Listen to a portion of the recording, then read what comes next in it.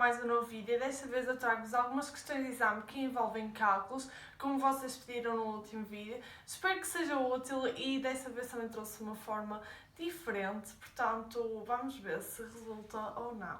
E começamos com esta 3.2 que diz-nos assim: os diretores executivos de uma dada empresa que na produção dos bens X e Y utiliza apenas trabalho e capital, decidiram efetuar um estudo sobre os níveis de produção cujos resultados são apresentados no gráfico 1.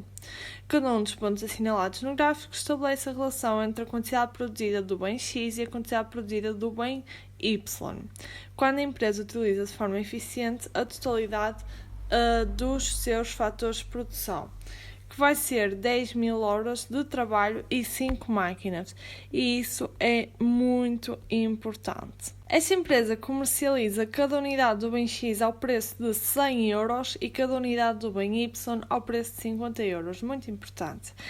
Neste gráfico temos então as combinações das quantidades produzidas dos bens X e Y, e eu acho que é um gráfico até de fácil interpretação. Por exemplo, quando são produzidas 7.000 unidades do bem Y, vemos ali na linha, e vão ser produzidas então 2.000 unidades do bem X. Não me julguem com estes traços todos tortos, mas pronto. Então, vamos ao 3.2 e diz-nos assim: no contexto descrito e com base nos dados apresentados no gráfico 1, podemos afirmar que quando a empresa produz e vende 4.000 unidades do bem X, a produtividade média do trabalho é... e temos várias opções. Então, para começar, quando a empresa vende 4.000 unidades... isto ficou todo torto. Quando a empresa vende 4.000 unidades do bem X, se nós formos ao gráfico, reparamos que vão ser produzidas 0 unidades do bem Y, ou seja, só temos que nos preocupar com estas 4.000 unidades do bem X. E para isso, para calcular a produtividade média, eu acho que o melhor é ir pelas opções. A primeira opção diz-nos que é 4 unidades do bem X por hora de trabalho, ou seja, a produtividade média da A vai relacionar as quantidades produzidas por horas de trabalho. Portanto, são 4.000 unidades produzidas no total e as horas de trabalho, como tem ali em cima, são 10.000. Se simplificamos isto vai dar 0,4 unidades por hora. Ou seja, a A está errada. Depois, na B e na C, falam-nos de euros por trabalhador a unidades do bem por trabalhador. No entanto, ninguém nos fala em trabalhadores, portanto, essas não temos sequer informação para fazer.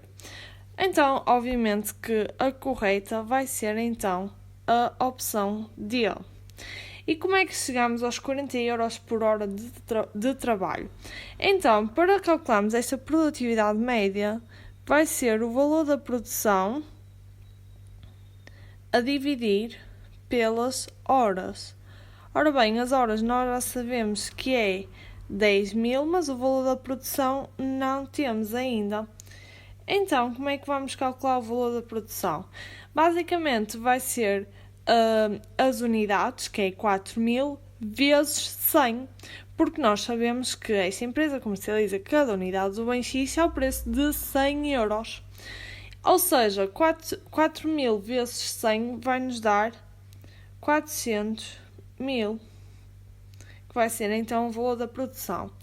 E esta conta vai dar então 40 euros por hora, que era o que nós queríamos. Continuando, vamos então para a questão número 4, mais propriamente para a 4.1. Então, a tabela 2 apresenta valores relativos à evolução do IPC e à evolução dos salários nominais num determinado país no período de 2014 a 2018. Portanto, temos então aqui a tabela 2 e temos o valor do IPC e de salários nominais, mas não é propriamente o valor, mas sim a taxa de variação média anual. Isso é muito importante. E basicamente nós sabemos com isso que Em 2014, em 2015 e em 2016 o IPC diminuiu, decresceu, enquanto em 2017 e em 2018 aumentou. Quando o IPC diminui, significa que o nível médio de preços diminuiu, e quando o IPC aumenta, significa que o nível médio de preços aumentou. Portanto, 4.1. Com base nos dados da tabela 2 e considerando 2016 como ano base, e isso é mesmo muito importante, o 2016 vai ser o ano base, podemos afirmar que o IPC foi aproximadamente, e temos valores para 2015 e para 2017. Portanto, os únicos valores que realmente nos vão interessar vão ser estes aqui. E como 2016 vai ser o ano base, então 2016 vai ter como IPC 100. E nós conseguimos excluir logo duas opções, porque nós vemos que de 2015 para 2016 o IPC diminuiu.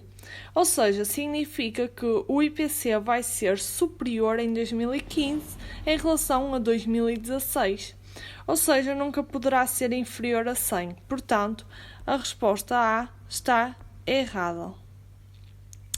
Depois, em 2017, sabemos que o IPC aumentou em relação a 2016. Ou seja, também vai ter de ser superior a 100. Portanto, a B está igualmente errada. Agora, entre a C e a D também é fácil decidirmos. Porquê? A taxa de variação média anual é a variação entre o ano anterior e o ano seguinte, certo?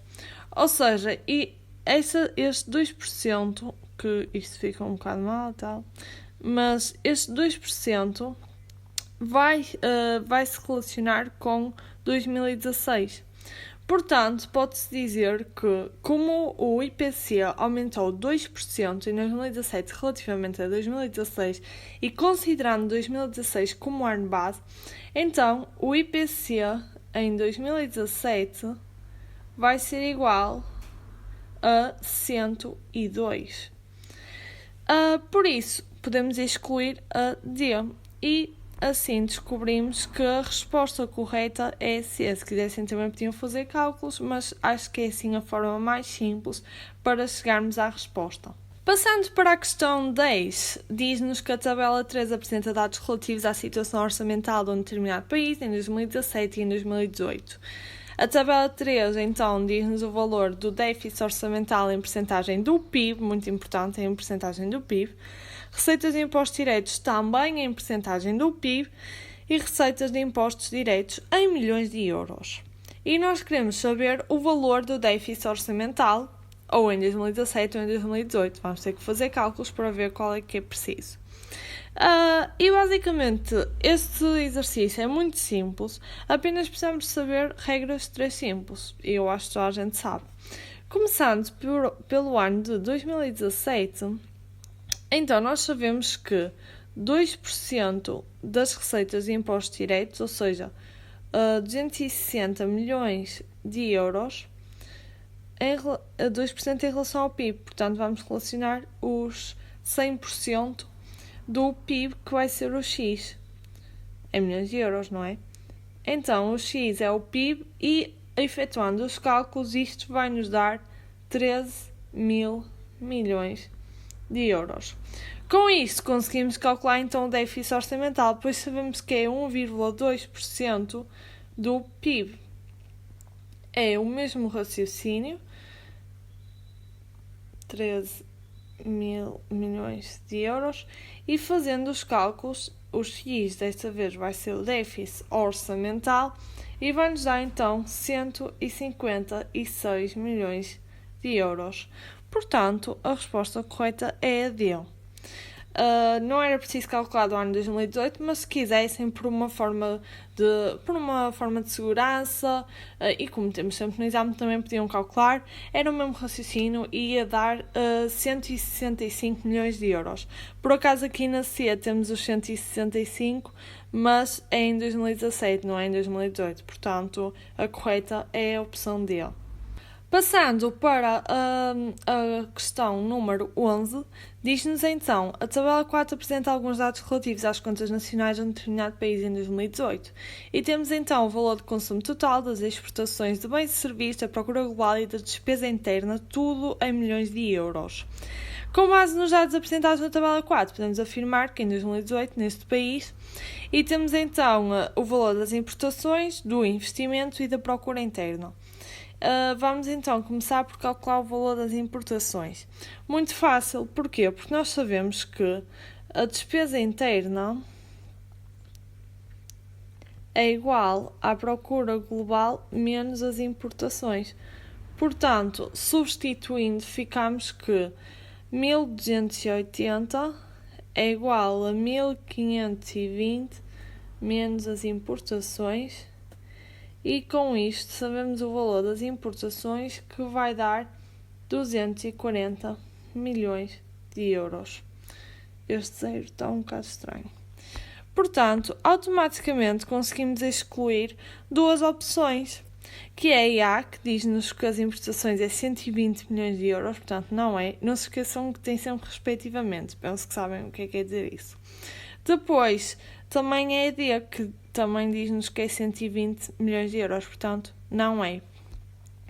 Passando então para o cálculo do investimento, nós sabemos que a procura global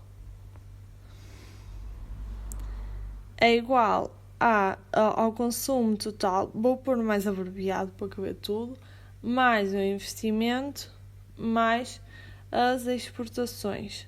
Substituindo, fica então que 1520 é igual a 800 mais a nossa incógnita, que é o investimento, mais as exportações, que vai ser 600. Portanto, o investimento vai ser igual a 120 milhões de euros. Com isto, percebemos automaticamente que a opção correta é então a B. No entanto, se vocês quiserem calcular também a procura global, por uma questão de segurança, também podem calcular. Eu disse procura global, eu queria dizer procura interna. Porque nós sabemos que a procura global é igual à procura interna mais as exportações. E substituindo, fica então que 1520 igual à procura interna mais 600. Portanto, a procura interna vai ser igual a 920 milhões de euros. Portanto, obviamente que a C estava errada. Passando agora para a questão número 2, o grupo 2, temos então que durante o mês de maio uma empresa produziu 1.500 robôs de cozinha, tendo registrado um custo médio de produção de 250 euros por robô. Esta empresa suporta mensalmente um custo fixo de 120 mil euros e temos que determinar o valor do custo variável por robô. Já agora, eu costumo mesmo a sublinhar tudo quando estou a fazer, portanto, vocês também podem fazer no exame. Acho que é uma boa dica, mas eu faço isso mesmo para todas as disciplinas. Então, nós queremos o custo variável por robô. Através do custo médio, nós conseguimos descobrir o custo total, porque vai ser o custo médio, ou seja, 250 euros, vezes os robôs, que são 1.500. Isto vai nos dar um custo total de 375 mil euros. E nós sabemos também que o custo total é igual ao custo fixo mais o custo variável. Não sei se vai... coube tudo. Portanto, com isso, podemos concluir que o custo variável vai ser igual ao custo total, ou seja, 375 mil euros, menos o custo fixo, que é 120 mil euros, diz ali na pergunta, e isto vai nos dar um custo variável de 255 mil euros. No entanto, a pergunta é o valor do custo variável por robô. Nós temos o custo variável na totalidade, agora queremos saber por robô. Ou seja, apenas vamos ter que dividir o custo variável pelo número de robôs, ou seja, neste caso vai ser por robô. Neste caso vamos dividir 255.000 euros a dividir por 1.500. Isto vai nos dar então 170 euros por robô. Os exercícios foram todos a primeira fase de 2019. Não sei se vocês querem que eu traga mais exames, mais exercícios, mais cálculos, mais respostas longas. Não sei, por isso comentem o que quiserem, se quiserem, para eu também guiar-me e para ver se vale a pena fazer ou não mais vídeos. Portanto, espero que tenha sido útil e tchau!